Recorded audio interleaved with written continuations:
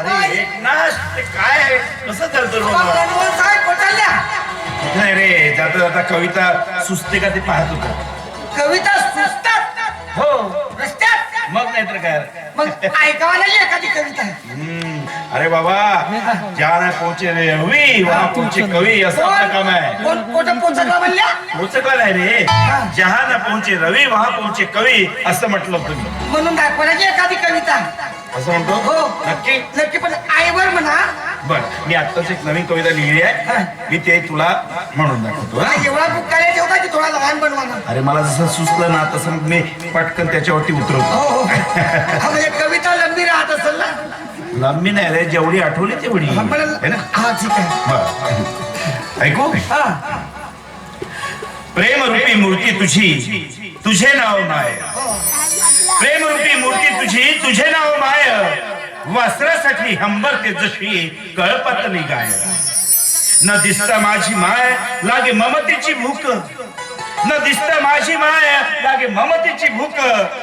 विसावता तुझ्या कुशी मिळे ब्रह्मांडाची सुख. माय माझ्या माऊलीच्या डोक्यावरती शिदोरी. माय माझ्या माऊलीच्या डोक्यावरती शिदोरी. अनवानी पायाने कशी निघाली बिचारी. अनवानी पायाने कशी निघाली बिचारी. शब्द आवडली ना. एवढ्या नाही लिहितात, पण मी कविता होती. हो, पण माझ्या कवितात कोण कुठं पडेल याचा नियम नाही. म्हणजे रे म्हणून दाखव, म्हणून दाखव. पहा माझी कविता पहा. कहाणी ऐकतो. ऐका. तू माझी बायको होत असेल तर मी तुझा नवरा होईल. तू माझी बायको होत असेल तर मी तुझा नवरा होईल. तू नाही म्हणशील तर मी आपल्या घरी जाऊन झोपून जाईल. वा वा वा, छान छान. खरं सांग का एकनाथ, अरे तुझ्यामध्ये सुद्धा खूप कला आहे. तू त्याचा वापर का करत नाही? कला बहुत आहे. येतं खासदाराचा पोरगा असता, आमदाराचा पोरगा असता, तो दिल्ली पण त्याचा गाजा वाजा झाला असता. पण आम्हाला विचारते कोणची, आम्ही खेळाचे माणसं. म्हणून तुम्हाला सांगू, तुम्ही काय कमी आहे का? कमी एवढ्या चांगल्या कविता करता, तुमची नोंद घेतली कोणा खासदारांना आमदारांना? जाऊ दे रे, पण लोकांना माझ्या कविता आवडते ना. आदिवासी असलो तरी सुद्धा आवडतं. आपल्याबद्दल पेपरात काही लिहून छापून आलं, समजा वाईट लिहून आलं तरी आपण पेपर वाचायचा नाही, वाचायचा. त्यांना मूर्खपणा केली तर आपला शाळेत 16 तारीख सांगून ठेवतो. माझ्या बापाला कल होती का? होती का? बोलतो रे तू, माझ्या कवितेपेक्षाही सुंदर बोलतो. होती का? माझ्या बापाने अक्कल नाही, म्हणजे मी शिकला नाही.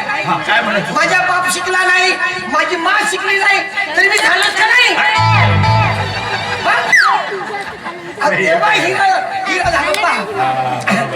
म्हणून तुम्हाला सांगतो, चांगल्या कविता करा. तुमच्या कविता साधा समुद्रात बाहेर गेल्या पाहिजे. चांगल्या कवी आहे तुम्ही. हे दिल्लीला जाऊन गोष्टी सांगणारे यायला शेतीत टिकून पाहा म्हणा. सिमेंटवर कशी जिरते तर समजते. मग ते कशाला शेती करणार? चांगले शिकून ते मोठमोठ्या पदांवरती गेलेले आहे ना, त्यांना शेती करण्याची काही गरज नाही. शिकून येते शिक्षण, तो शहाण पण नाहीये. तू मग कशी सांगितलं तुझ्या आई बाबाचं उदाहरण दिलं तसं. म्हणून तुम्हाला सांगतो, पण त्या दिवशी तुम्ही कॉलेजमध्ये होते का नाही? तुमचा का दोष होता जी?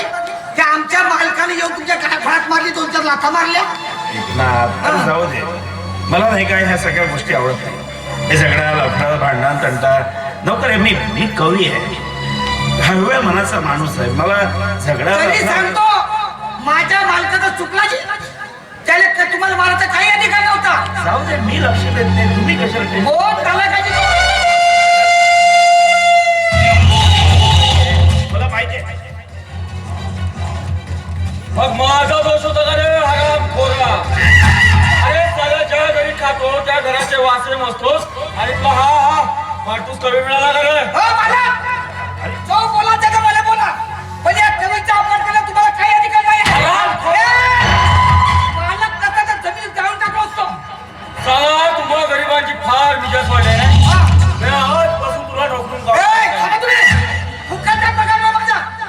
3000 रुपये तुमच्यावर आत्ता दे. आता मी येईल तुम लोक सोडतो. नाही दिलं तर काय करशील? फुकटची कमाई नाही माझी. अबे जाना तुझ्याच्यानं ते बनते ते का? किती उवापतील याचा नियम नाही. तुम्ही आता बोला, मला फक्त तू काय? अरे तुला राग शांत ठेव बाबा. काय राग शांत ठेवू? म्हणजे हा मालक होता, मला काय बोलू का? तू शांत हो ना. मी नाही तुम्ही लोक मला असं झाड पण. तू मला मारतो, माझ्यावरती कशाला रागवतो बाबा? म्हणजे काय